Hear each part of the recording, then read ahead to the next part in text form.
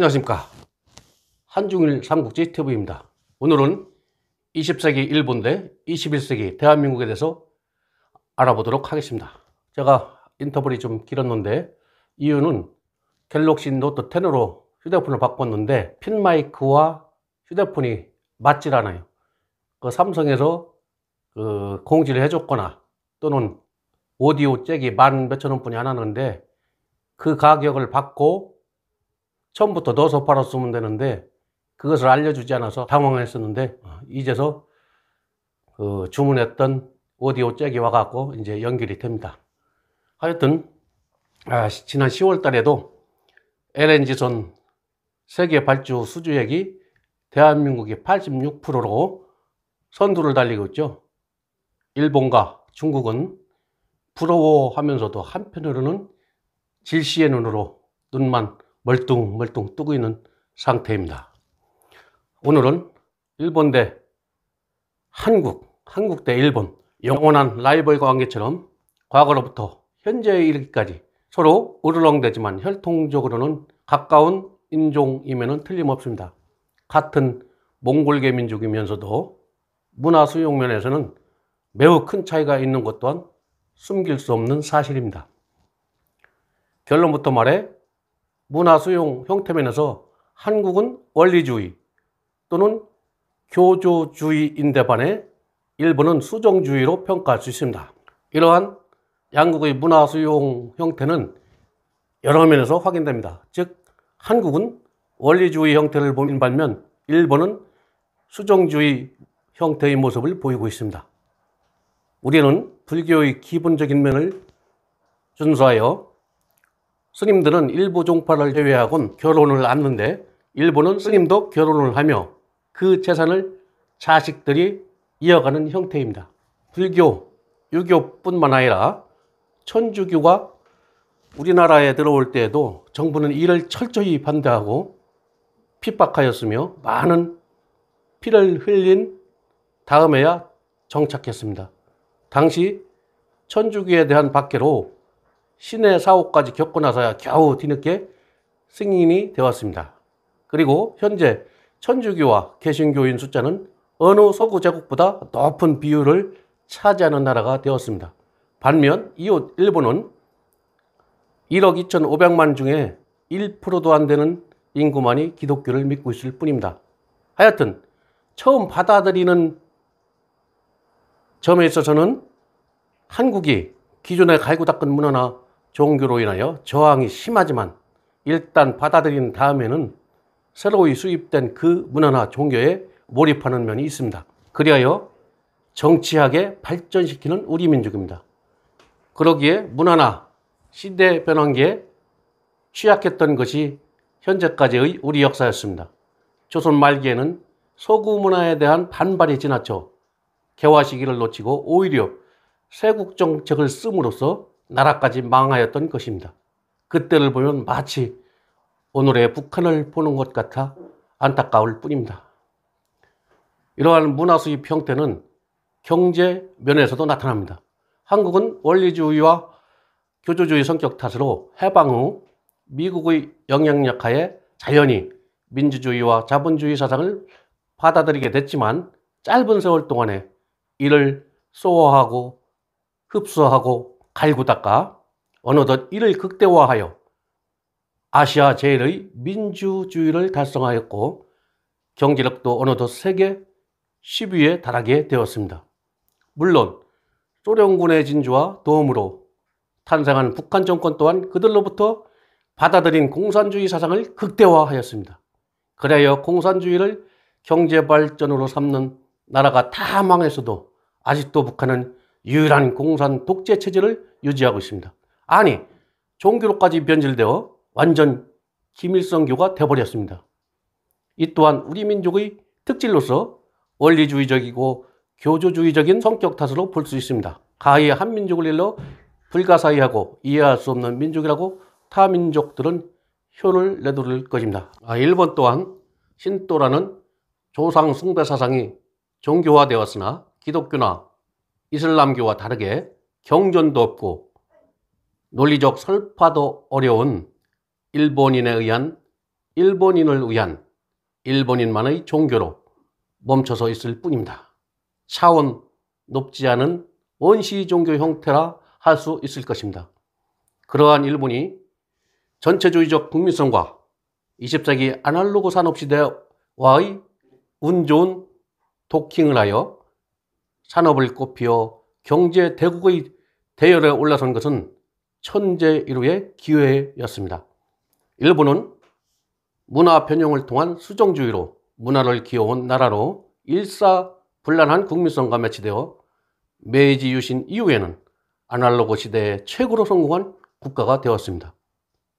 20세기 아날로그 시대에 있어 매년 전국에서 날이면 날마다 벌어지는 맛들이를 통해서 스테레오타입의 전체주의적 근성은 규격화되고 획일화된 자동화 시스템의 대량 생산 시대에는 너무나 강한 힘을 발휘했던 일본입니다. 마치 도요토미 히데요시 시대의 잘 단련된 탁월한 사무라이처럼 그들은 강했습니다. 그리하여 어느덧 20세기에는 세계 제2위의 경제 대국이 되어 있었던 것입니다. 그러나 매뉴얼 문화는 융통성이 별로 없습니다. 그러니 태평양 전쟁 중 무다구치 레냐는 똑같은 전술을 계속하여 부하들을 다 죽이는 전설의 패장이 되었고, 해군도 똑같았습니다. 괌에서의 해전에서 미군은 최초 해전에서 고전했으나 매뉴얼대로 움직이는 일본 해군의 약점을 간파하고 이후 연전연승하였던 것입니다. 일본인이 융통성이 하나도 없음은 제2차 세계대전이 끝났음에도 여전히 괌 동굴에서 28년간 숨어있던 일본군이 사람들에 의해서 발견되었던 사건입니다. 1915년 일본 아이치현에서 태어난 요코이 쇼이치는 20세에 입대해서 1944년 제38년대 5장, 우리말로 하면 하사죠. 5장의 임무를 맡아 괌의 수비대원이 되었습니다. 1972년 요코이가 57세 되던 해에 섬에 살던 토착민 차무로족 사냥꾼 2명이 요코이를 발견해서 경찰에 알림으로써 요코이는 드디어 세상 앞에 모습을 드러내게 되었던 것입니다. 28년 만에 일본에 들어온 요코이는 그를 맞이하는 사람에게 부끄럽게도 살아 들어왔습니다 라고 말했습니다. 그는 여전히 제2차 세계대전 당시 군인의 마음이었기에 살아서 귀국한 것을 매우 부끄럽게 생각했던 것입니다. 아니, 치욕이라 느꼈던 것입니다. 세월을 초월한 그의 말 한마디는 그해 일본의 유행어가 되었을 정도입니다. 이처럼 일본인들은 매뉴얼 문화에 젖어 있으며 융통성이 거의 없습니다. 그저 말없이 생산직에 투입된 부품처럼 움직이니 아날로그 시대 일본이 승승장구했던 것입니다. 필리핀 밀림에서 29년째 숨어있던 최후의 일본군 오노다 히로도 있습니다. 1974년 3월 13일 하네다 공항 활주로에 수천 명의 일본인들이 모여들었습니다. 그를 환영해 주기 위해서였죠. 양복 차림의 왜소한 일본인이 필리핀발 일본 항공기 트랩에서 내려왔습니다. 수천 명의 일본인들이 일장기를 흔들며 그의 귀환을 환영했고, 그는 절도 있는 동작으로 손을 흔들며 화답했습니다. 그의 이름은 오노다 히로. 당시 52세, 태평양 전쟁이 끝나기 직전인 1944년 필리핀 루뱅섬에 파견된 일본군 방첩 장교였습니다. 22세의 나이로 필리핀 전선으로 떠난 그는 30여 년이 지나서야 고국으로 귀환했습니다.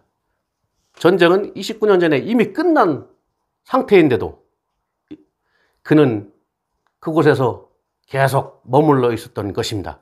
일본 언론은 그를 최후의 황군이라고 불렀습니다. 그는 전쟁 당시 상관이 돌아오라는 말이 떨어지기 전에는 일본에 귀국할 수 없다 하여 결국 오노다의 상관이 필리핀까지 가서 귀관은 이제 일본으로 복귀하라 라고 명령을 내리자 그제서야 일본으로 향했던 것입니다.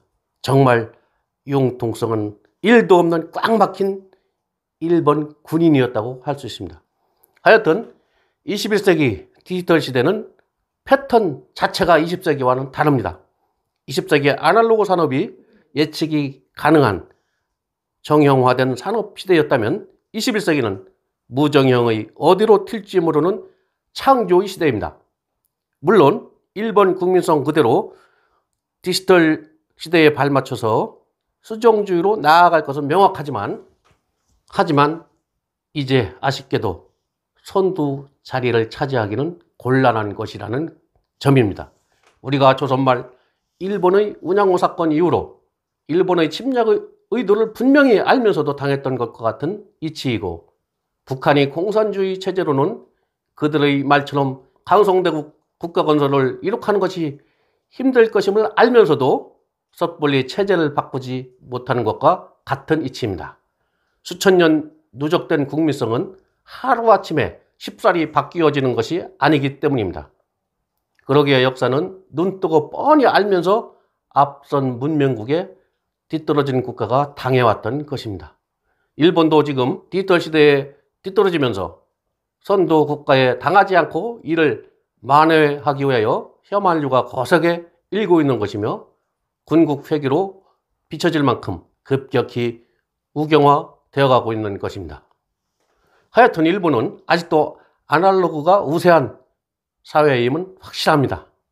90년대 초반 제가 일본 유학을 할 때도 인터넷 신청을 하면은 우리보다 느렸던 ADSL이라는 라우터 설치도 3, 4주가 걸렸습니다. 3년 전 일본에 가보니 아직도 3주 이상이 걸렸습니다. 참 한심합니다. 물론 속도는 조금 빨라졌지만 우리나라에 비하면 아직 멀었습니다. 이번 태풍 19호 하기비스로 인한 정전으로 수만 가구를 복구하는데도 수주일이 걸릴 정도입니다. 이처럼 일본은 디지털 산업 시대에는 젬병인 것입니다. 분명 21세기는 디지털 산업이 주도하는 시대입니다.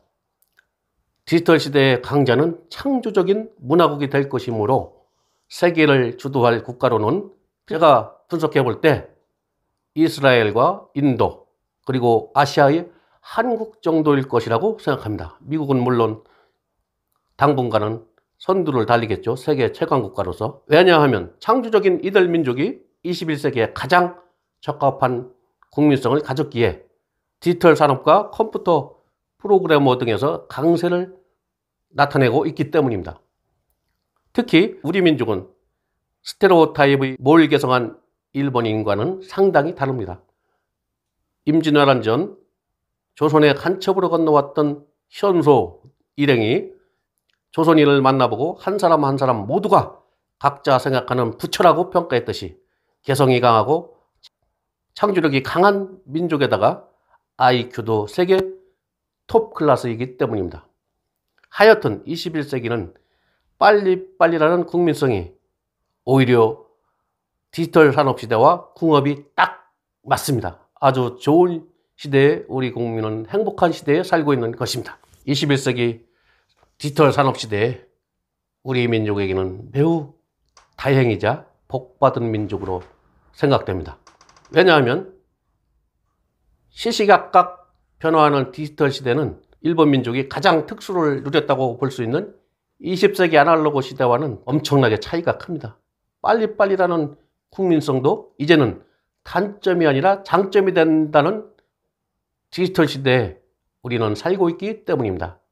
이에 반하여 일본인들은 돌다리도 두드려 안전하다고 확인되어야 건너는 국민성이기에 한 가지 사업의 투자 결정이나 신사업 도전에 근 1년 가까이 걸립니다. 때문에 디지털 산업 시대인 한국은 벌써 엄청나게 앞서가고 있죠. 일본은 디지털 산업 시대는 정말로 젬병입니다. 하여튼 21세기는 한민족의 세계로 볼 수 있습니다. LNG 조선 기술이라든가 반도체 기술, 디스플레이, 전기차 배터리, 5G 통신, 그리고 핵 융합 기술 등 우리가 충분히 세계를 선도하고 있기 때문입니다. 이래저래 시대는 우리의 국민성이 세계를 리드할 수 있는 유리한 조건들로 고루 갖추어져 있습니다. 이제는 이러한 호조건의 시대와 공간의 21세기를 우리의 단점 중 하나인 내부 분란을 억제하면서 제대로 활용해야 할 것입니다. 그 몫은 이제 우리 스스로에게 던져진 과제일 뿐입니다. 21세기 디지털 시대는 하늘이 우리 민족에게 준 최대의 기회입니다. 정말로 5000년 역사 이래 처음으로 우리나라가 세계의 중심으로 우뚝 설 수 있는 시대가 왔음을 부인할 수 없습니다. 이에 한류는 잘 나가는 대한민국에 바람을 불어주는 아주 좋은 자산이죠. 문화와 기술이 앞서가는 디지털 산업 시대에 대한민국은 세계의 선두 그룹으로서 아주 행복한 시대입니다. 20세기가 일본 국민성이 복받던 시대라 한다면 21세기는 분명 우리 국민성이 절대 유리한 세기입니다. 20세기 아날로그 기술이 최고로 발달한 이웃 일본을 우리는 철저히 활용해야 할 것입니다. 21세기 디지털 대한민국은 이제 일본을 모든 면에서 압도할 날이 서서히 다가오고 있습니다. 이제는 우리 국민이 단결하여 일본을 확실히 앞서갈 기회가 온 것입니다. 정말로 행복한 21세기 대한민국입니다. 이상 오늘 방송을 마칩니다. 시청 감사합니다.